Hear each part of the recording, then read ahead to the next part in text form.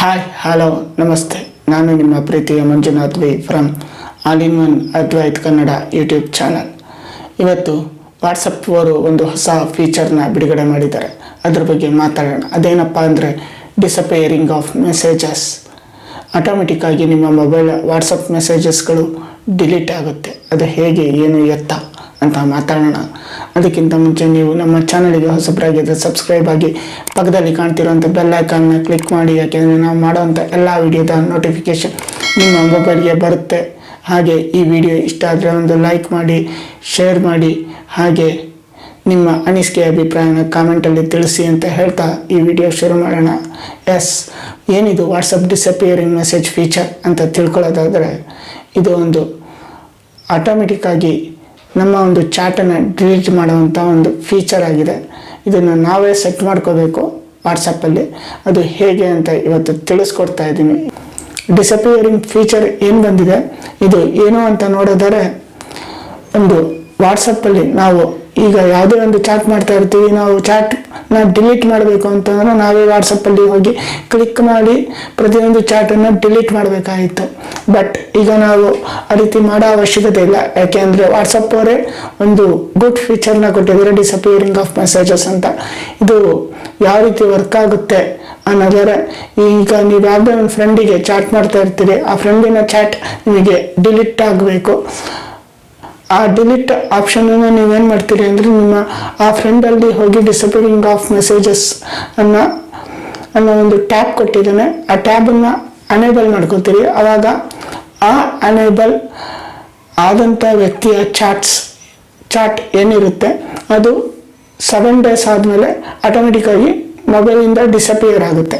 But ಒಂದು condition ಏನು ಅಂದರೆ, ನೀವು ಡಿಸಪಿಯರಿಂಗ್ ಆಫ್ ಮೆಸೇಜಸ್ ಆನ್ ಮಾಡ್ಕೊಂಡಿದ್ದೀರಿ ಅಂತ ಕೂಡ ಅವರು, ನೀವು ಯಾವ ವ್ಯಕ್ತಿಗೆ ಆನ್ ಮಾಡ್ಕೊಂಡಿರ್ತೀರಿ ಆ ವ್ಯಕ್ತಿಗೂ ಕೂಡ ಅದು ನೋಟಿಫಿಕೇಶನ್ ಹೋಗುತ್ತೆ.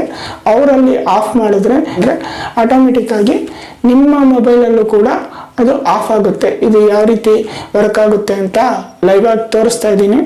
ಪಕ್ಕದಲ್ಲಿ ಸ್ಕ್ರೀನ್ ಶಾಟ್ ಬರ್ತಾ ಇದೆ ನೋಡಿ, ನಾನು ಇಲ್ಲೇ ಲೈವ್ ಆಗಿ ತೋರಿಸ್ತೀನಿ.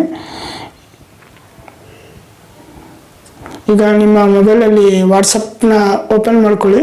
ಇಲ್ಲಿ ನೀವು ಯಾವ ವ್ಯಕ್ತಿಗೆ ಡಿಸಪಿಯರಿಂಗ್ ಮಾಡಬೇಕು ಅಂತಿರ್ತೀರಿ ಅವರ ಮೇಲೆ ಕ್ಲಿಕ್ ಮಾಡಿ ದೆನ್ ಅವರ ಒಂದು ಪ್ರೊಫೈಲ್ ಮೇಲೆ ಕ್ಲಿಕ್ ಮಾಡಿ ಇಲ್ಲಿ ಕೆಳಗಡೆ ನಿಮಗೆ ಕಾಣ್ತಾ ಇದೆ ನೋಡಿ, ಡಿಸಪಿಯರಿಂಗ್ ಆಫ್ ಮೆಸೇಜಸ್ ಅಂತ.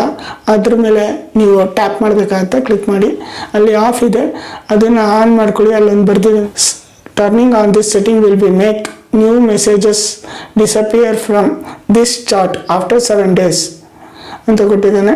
ಇಟ್ ಮೀನ್ಸ್ 7 ದಿನ ಆದಮೇಲೆ ಈ ಒಂದು ಚಾಟ್ ಏನಿದೆ ಅದು ಡಿಲೀಟ್ ಆಗುತ್ತೆ ನೆಕ್ಸ್ಟಿಂದ.